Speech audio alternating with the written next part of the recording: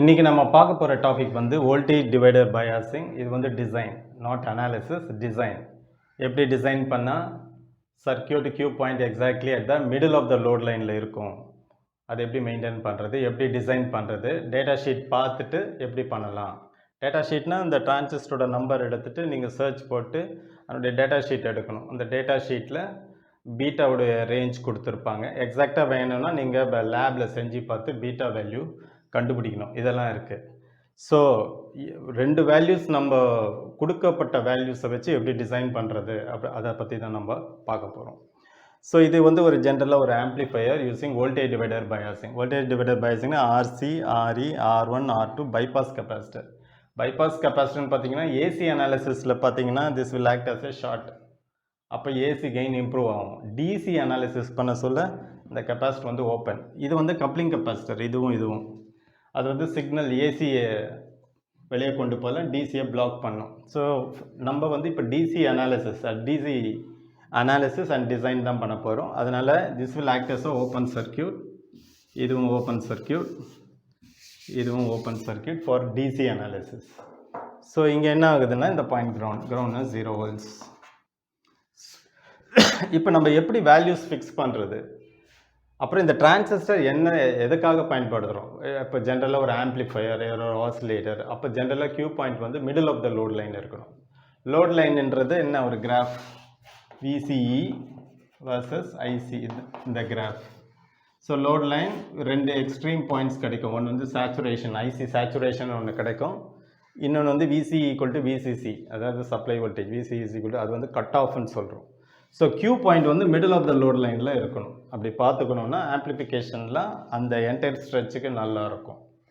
So அதை எப்படி design பண்ணுறது. ஸோ நான் இப்போ சப்போஸ் டேட்டா ஷீட்டில் ஐசி மேக்ஸ்ன்னு கொடுத்துருப்பாங்க, மேக்ஸிமம் கலெக்டர் கரண்ட்டுன்னு. சரி, அது வந்து 20 milliamps கொடுத்துருக்குறாங்கன்னு வைங்க. ஸோ மேக்ஸிமம் கலெக்டர் கரண்ட் 20 milliampsனால் கரெக்டாக 20 milliampsக்கு நீங்கள் ஆப்ரேட் பண்ணக்கூடாது. ஸோ 10 milliamps வச்சுக்கலாம். ஸோ நான் இன்னும் என்னுடைய சிம்பிளிசிட்டிக்காக நான் வந்து ஒரு 5 milliamps அப்படி வச்சுக்கிறேன். ஸோ நான் ஃபிக்ஸ் பண்ணுறேன். இப்போது ஐசி எவ்வளோ போகலான்னா 5 milliamps போகலாம், இல்லை 1 milliamps போகலாம், எப்படினாலும் அது உங்கள் டிசைன். ஸோ நீங்கள் ஐசி 5 milliamps போகலான்னு நீங்கள் ஃபிக்ஸ் பண்ணுறப்போ இதை ஃபிக்ஸ் பண்ணிக்கோங்க. ஸோ இந்த டிசைனில் நான் ஐசி 5 milliamps ஃபிக்ஸ் பண்ணிட்டேன். அடுத்தது இன்னொரு டிஃபால்ட் பாயிண்ட் ஒன்று தெரிஞ்சுக்கணும். டிரான்சிஸ்டர் ஆஸ் அன் ஆம்ப்ளிஃபையர்னா, இப்போ நான் வந்து விசிசி வந்து 12 volts கொடுக்குறேன்னு வச்சுங்க. விசிஇ இந்த கலெக்டருக்கும் எமிட்டருக்கும் இடையில இருக்கிற வோல்டேஜ் 6 volts வர மாதிரி பார்த்துக்கோங்க. அது அப்போ தான் அதுக்கு middle of the load line கிடைக்கும். அப்போ விசிஇ வந்து நான் எப்படி மெயின்டைன் பண்ண போகிறேன்னா 6 volts. ஏன் 6 volts? நான் ஆம்ப்ளிஃபையர் டிசைன் பண்ண போகிறேன். அந்த ஆம்ப்ளிஃபையரில் VCE middle Q point middle இருக்கணும்னா 6 volts இருக்கணும் விசிஇ எக்ஸாக்டாக. அதாவது சப்ளை 12ன்னா 6, சப்ளை 10ன்னா 5, சப்ளை 18 voltsனா 9. அந்த மாதிரி விசிஇயை செட் பண்ணிங்க. ஸோ விசியும் தெரிஞ்சு போச்சு. இப்போ நெக்ஸ்ட் என்ன பண்ணணும், நீங்கள் தெவெனின்ஸ் ஈக்குவலண்ட் இதை மாடல் பண்ணிங்கன்னா, தெவெனின்ஸ் ஈக்குவலண்ட்னா இங்கே கட் பண்ணணும். இதை வந்து எப்படி வரையலான்னு கேட்டிங்கன்னா, ஸோ இங்கே ஒரு ப்ளஸ் விசிசி இருக்கிற மாதிரி நினச்சிக்கணும். இதெல்லாம் லோடு. இந்த லோடு இப்படி போடுறேன்.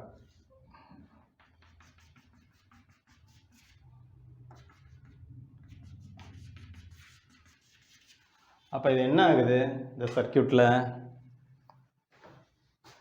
ஒரு ப்ளஸ் விசிசி இருக்குது, அதை நான் இங்கே வரைஞ்சிருக்கிறேன். அப்புறம் R1 R2 போயிட்டு கிரவுண்ட் ஆகுது. ஸோ R1 R2 போயிட்டு கிரவுண்ட் ஆகிடுது. இது R1, இது R2, இது சப்ளை வோல்டேஜ் விசிசி. ஓகே, இந்த சைடு இந்த இடம் ஓப்பன் ஆகிடுச்சு. ஸோ இந்த டாட்டட் லைன்ஸ்குள்ளே இந்த சர்க்கியூட் இருக்குது. அப்போ 2 பாயிண்ட் வெளியில் வருது, இந்த பாயிண்ட்டும் இந்த பாயிண்ட்டும். ஓகே, அந்த 2 பாயிண்ட்ன்றது என்ன, R2க்கு அக்ராஸாக. இந்த R2க்கு அக்ராஸாக தான் நம்ம போட்ட அந்த லோடு, டாட்டடாக ஒரு லோடு போட்டோம் இல்லைங்களா, அது. ஸோ இதுக்குள்ளே தான் இந்த என்டையர் சர்க்கியூட் இருக்குது. ஸோ இதை வந்து நான் லோடுன்னு சொல்கிறேன், RL. ஓகே, இப்போ இது தெவெனின்ஸில் ஈக்குவலன்ட் பண்ண சொல்ல, அப்போது இதுக்குள்ளே என்ன இருக்குன்னு தெரியும். இதுக்குள்ளே என்ன இருக்குது, ஒரு ப்ளஸ் விசிசி, ஆர்சி, டிரான்சிஸ்டர், ஆர்இ, அப்புறம் இங்கே கிரவுண்டு வருது. அப்படி தான் இந்த இடத்துல வருது. அண்டர்ஸ்டுட்? இந்த விசிசிலாம் உள்ளேயே இருக்குது. இது நீங்கள் புரிஞ்சுப்பீங்கன்னு நினைக்கிறேன். இந்த டாட்டட் லைன்ஸ்லாம் உள்ளே இருக்குது. ஸோ இந்த ஓவரால் செட்டப்புக்கு வெளியில் இந்த ஒயரும் இந்த ஒயரும் மட்டும்தான் வருது. அப்போது இந்த ஒயர் எங்கே போகுதுன்னா பேஸ்க்கு போகுது, இந்த பாயிண்ட்டு. இந்த ஒயர் வந்து கிரவுண்டு. ஸோ இப்போ விடிஹெச், ஆர்டிஹெச். ஸோ நான் இந்த வேல்யூஸ் நான் இங்கே எழுதிக்கிறேன். ஸோ எனக்கு என்ன வேணும்னா ஐசி 5 மில்லியம்ஸ் என்னுடைய ரெக்குவயர்மெண்ட். அப்புறம் விசிஇ வந்து 6 volts, இது ஒரு ரெக்குவயர்மெண்ட்.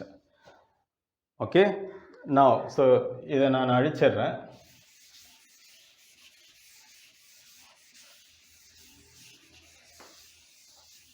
இப்போ அந்த சர்க்கியூட்டில் விடிஹெச், ஆர்டிஹெச்னா அந்த சர்க்கியூட்டை ஓப்பன் பண்ணிடணும். ஓப்பன் பண்ணிவிட்டு என்ன வேணும், ஆர்டிஹெச், விடிஹெச் கண்டுபிடிச்சிட்டு அந்த உள்ளுக்குள்ளே அந்த இருக்கிற அந்த ஆர்எல் இங்கே வரும்.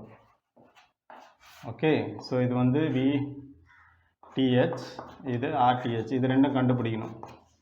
ஸோ விடிஹெச், ஆர்டிஹெச் எப்படி கண்டுபிடிக்கிறது? இதை ஓப்பன் சர்க்கியூட் பண்ணிங்கன்னா விடிஹெச், இந்த இடத்துல எவ்வளோ வோல்டேஜ் இருக்குமோ அது விடிஹெச்.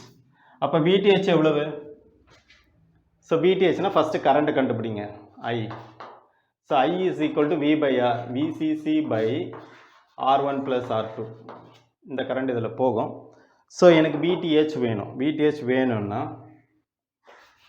விடிஹெச், அதாவது இந்த ஓப்பன் சர்க்கியூட் வோல்டேஜ் வேணும்னா இந்த R2வில் என்ன வோல்டேஜ் இருக்குமோ அதுதான் இங்கே இருக்கும். அப்போது VTH is equal to current VCC by R1 + R2 தான் current flowing in this R2 multiplied by R2. So இது விடிஹெச் கிடச்சிடுச்சு. ஸோ விடிஹெச்சோட வேல்யூ நான் இங்கே எழுதுகிறேன். அது என்னன்னு கேட்டிங்கன்னா விசிசி by R1 + R2 into R2, இதுதான் இதனுடைய value.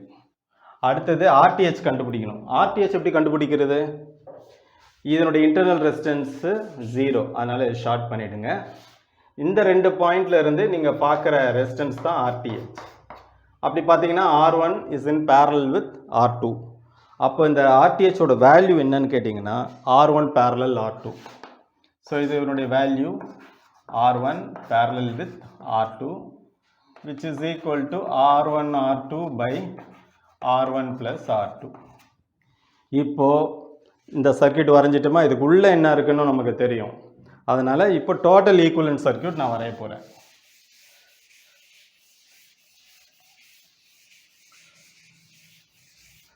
So first we have VTH, அப்புறம் RTH, அப்புறம் இது டைரெக்டாக எங்கே போகுது, பேஸுக்கு போகுதுன்னு சொன்னேன் நம்ம ஈக்குவலன்ட் டயக்ராமில். ஸோ டிரான்சிஸ்டர் பேஸுக்கு போகுது.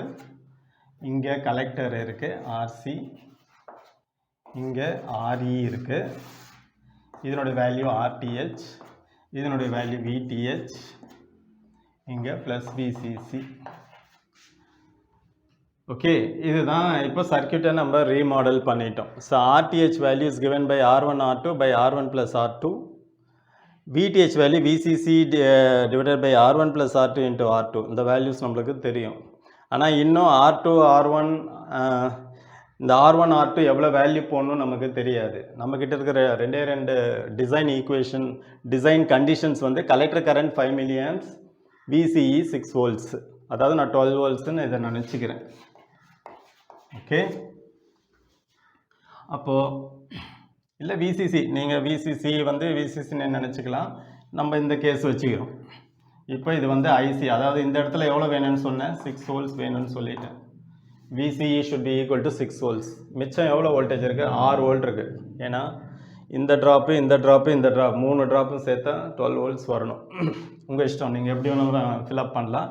6 volts, இங்கே 3 இங்கே 3, அது உங்கள் இஷ்டம். இல்லை இங்கே 4 volts இங்கே 2 volts, அது உங்கள் விருப்பம், நீங்கள் எப்படி வேணால் செய்யலாம்.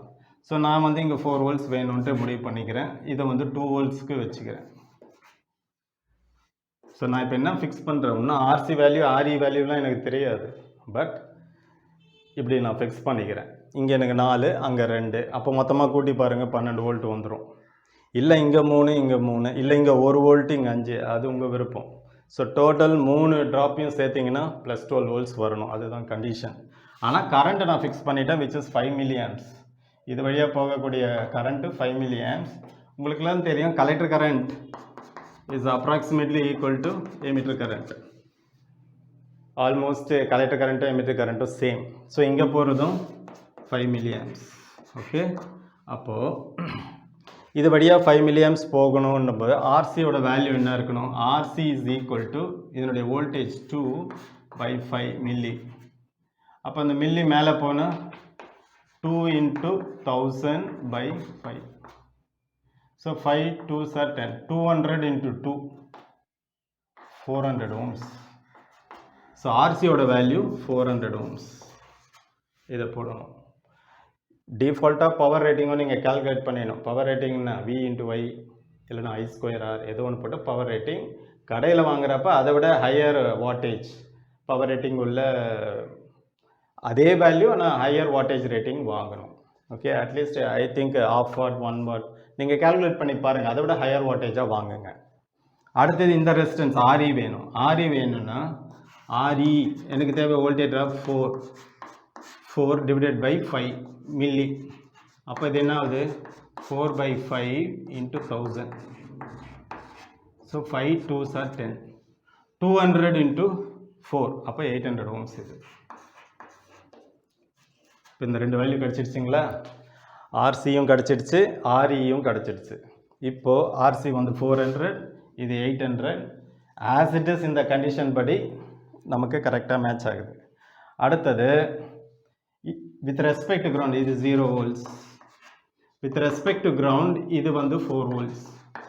இது வந்து சிலிக்கான் டிரான்சிஸ்டர்னு வச்சுங்க. இந்த transistor is made up of silicon. அதனால் இது இந்த 0.7 இருக்கும். அப்போ இங்கே 4னா இங்கே இருக்கிற வோல்டேஜ் 4.7 volts இருக்கணும். இது 4 volts டிசைன் பண்ணோம். ஸோ VBE 0.7, அதனால் அது 4.7 volts. ஓகே, சப்போஸ் இந்த டிரான்சிஸ்டரோட பீட்டா 100, அது நீங்கள் லேபில் செஞ்சு பார்க்கணும். IC IB கரெக்டாக வேணாம். ஆனால் டேட்டா ஷீட்டில் பார்த்தீங்கன்னா 100 to 400 ரேஞ்சு தான் சொல்லியிருப்பாங்களே ஒழிய பர்டிகுலர் வேல்யூ கொடுத்துருக்க மாட்டாங்க. அந்த பர்டிகுலர் வேல்யூ வேணும்னா நீங்கள் லேபில் ஒரு சிம்பிள் எக்ஸ்பெரிமெண்ட்டை கனெக்ட் பண்ணி காமன் எமிட்டரில் ஐசிக்கு ஐபிக்கு ரேஷனும் கரெக்டாக கிடச்சிடும். இல்லை இன்னொரு ஃபெசிலிட்டிஸ் இருக்குது. அட்வான்ஸ்டு ரொம்ப நல்ல மல்டிமீட்டரில் ரஃபாக சொல்லும். அது கூட இந்த டிரான்சிஸ்டர் இன்சர்ட் பண்ணிங்கன்னா பீட்டா வேல்யூ கிடைக்கும். நான் இந்த டிசைனுக்கு பீட்டா வேல்யூ 100 நினச்சிக்கிறேன். கரண்ட் கெயின் வந்து 100 அப்படின்னு நினச்சிக்கிறேன். அடுத்தது இங்கே போக வேண்டிய கரண்ட்டையும் நான் முடிவு பண்ணிக்கலாம். இங்கே போக வேண்டிய கரண்ட்டையும் நான் முடிவு பண்ணிக்கலாம். அதே மாதிரி இங்கே வர வேண்டிய வோல்டேஜும் நான் முடிவு பண்ணிக்கலாம். 3 இது நம்மக்கிட்ட இருக்குது. ஸோ நீங்கள் இந்த VTH பார்த்தீங்கன்னா VCC divided by R1 + R2 into R2. நீங்கள் இதில் ஏதாவது 2 வேல்யூ ஃபிக்ஸ் பண்ணிங்க. R1 இல்லை R2 ஏதோ ஒன்று ஃபிக்ஸ் பண்ணிங்க. ஸோ எனக்கு VCC வந்து so VTH is equal to VCC by R1 + R2 into R2. இப்போ நான் என்ன பண்ணுறேன்? R2 வந்து 10K இல்லை, ஓகே 47K அப்படி போடுறேன். ஸோ R2 வந்து நான் 47K போடுறேன். R2 is equal to 47K. அப்போ நான் இங்கே என்ன ஆகுது? 47K ஆகுது. 47K. இங்கேயும் 47K. அப்புறம் என்னுடைய வோல்டேஜ் VTH நீங்களே டிஃபைன் பண்ணலாம். VTH எனக்கு 6 volts வேணும், 5 volts வேணும் அப்படின்றது நீங்கள் ஃபிக்ஸ் பண்ணிக்கலாம். சரி, நான் வந்து VTH வந்து 6 volts வேணும்னு நான் முடிவு பண்ணிக்கிறேன். 6. அப்போ VCC நம்மளுக்கு தெரியும், கரெக்டுங்களா? ஏன்னா இதில் அன்னோன் குவான்டிட்டி VCC 12 volts. அதை 12 volts இங்கே போட்டுருங்க. அப்போது இந்த டேர்ம் இங்கே கொண்டு போயிடுங்க. அதாவது R1 + 47K is equal to 12 divided by 6 into 47K. அப்போ இது 6 வந்து twice 2 முறை. இப்போ இந்த +47 அந்த பக்கம் போனால் -47. அப்போ R1ஓட வேல்யூ என்ன ஆகும்? R1 is equal to 2 into 47K minus 47. அப்போ வெறும் 47K. அண்டர்ஸ்டுடுங்களா? இது சிம்பிளிஃபை பண்ணிங்கன்னா இது 2 47k. ஸோ R1ஓட வேல்யூ 47k. அப்போது R1ஓட வேல்யூ 47k, R2வும் 47k. இது ரெண்டும் தெரிஞ்சு போச்சு. இந்த மாதிரி கேஸில் நமக்கு என்ன இருக்குன்னா VTH வந்து இங்கே 6 volts இருக்கும். ஓகே, அப்போ இங்கே 6 volts தெரிஞ்சு போச்சு. 6 volts. Now you have to fix the current. So current எப்படி ஃபிக்ஸ் பண்ணனா இந்த பேஸ் கரண்ட். ஸோ இந்த 6 இது ஒரு 4.3 4.7 இருக்கணும். ஸோ 4.7 போச்சுன்னா பேலன்ஸ் 1.3 volts இங்கே இருக்கும். ஓகே, அப்போ RTHல வோல்டேஜ் ட்ராப் தெரியும், அப்புறம் நமக்கு அந்த ரெசிஸ்டன்ஸ் வேல்யூ தெரியும், தட் இஸ் RTH தெரியும். RTHோட value R1 R2 by R1 plus R2. அப்படின்னா இதனுடைய வேல்யூ என்னவா இருக்கும்? You have to calculate. Substitute பண்ணி கால்குலேட் பண்ணிங்கன்னா அந்த 47k டிவைடட் பை 2. 47 என்றது 23.5. So RTH value will be 23.5k. okay, this is one way of doing. Another way what you have to do is, since you know the beta value, beta is equal to IC by IB. இப்போ என்ன பண்ணுங்க, எனக்கு base current வேணும். So base current is equal to IC by beta. So IC நான் என்ன fix பண்ணேன்? 5 milliamps fix பண்ணேன். 5 milliamps by beta 100. இங்கே ஒரு 0 ஆட் பண்ணிக்கிட்டு மேலே ஒரு 0 ஆட் பண்ணிங்கன்னா 50 மைக்ரோம்ஸ் ஆகிடும். ஸோ அந்த கேஸில் பேஸ் கரண்ட் 50 மைக்ரோஆம்ப்ஸ். அப்போ இங்கே பேஸ் கரண்ட் தெரிஞ்சிடும், வோல்டேஜ் ட்ராப்பும் தெரிஞ்சிடும். இப்போ RTH வேல்யூனா R1 R2 divided by R1 plus R2. ஏதாவது ஒரு வேல்யூ ஃபிக்ஸ் பண்ணிக்கோங்க. R1 வேல்யூ ஃபிக்ஸ் பண்ணிக்கங்க 47kன்ட்டு. அப்போது அந்த ஈக்குவேஷனில் போட்டிங்கன்னா உங்களுக்கு R2 கிடைக்கும். அது எப்படி நான் இப்போ சொல்கிறேன்.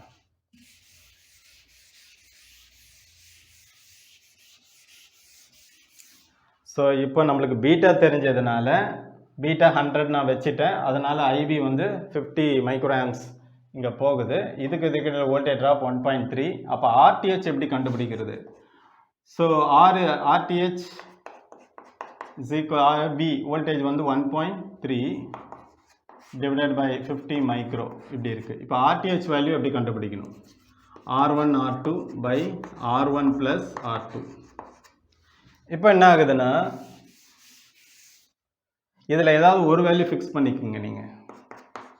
1.3 டிவைடட் பை 50 மைக்ரோ. இப்போ ஒரு வேல்யூ ஃபிக்ஸ் பண்ணிங்கன்னா, ஃபார் எக்ஸாம்பிள் R1 ஃபிக்ஸ் பண்ணுறீங்க 47k. Let R1 equal to 47k அப்படி ஃபிக்ஸ் பண்ணிங்கன்னா அப்போ இங்கே என்ன ஆகிடும்? 47k. இது அப்புறம் பண்ணுறேன், லாஸ்ட்டாக சப்ஸ்டியூட் பண்ணிக்கலாம். இது R1. ஸோ கிராஸ் மல்டிப்ளை பண்ணுங்கள், R1 R2. ஸோ இது வந்து 50 micro is equal to 1.3 into R1 plus R2. நமக்கு என்ன வேணும் இப்போது? R1 தெரியும், R2 தான் வேணும். ஸோ 1.3 R1 ப்ளஸ் 1.3 R2 இதையும் கொண்டாந்துருங்க. R1 R2 into 50 micro minus 1.3 R2 is equal to 1.3 R1 fix பண்ண which is 47k. இப்போ இதில் R2 காமனாக இருக்குது. ஸோ R2 காமனாக வெளில எடுத்துட்டிங்கன்னா R1 into 50 micro minus 1.3 is equal to 1.3 into 47k இருக்கும். இப்போ R1 வேல்யூ இங்கே 47 இருக்கும். ஸோ இதை சப்ஸ்டியூட் பண்ணிவிட்டு இங்கே எடுத்துகிட்டு போயிடுங்க. எடுத்துகிட்டு போயிட்டிங்கன்னா உங்களுக்கு R2 கிடச்சிடும்.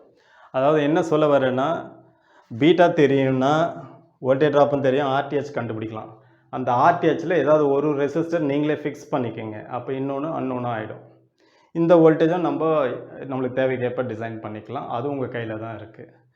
So this is the way we have to design the voltage divider biasing, and we can find out the values for RC, RE, R1 and R2 easily, so that என்ன requirement என்னென்ன நமக்கு தேவையான கரண்ட்டும் தேவையான விசியும் நமக்கு கிடைக்கும்.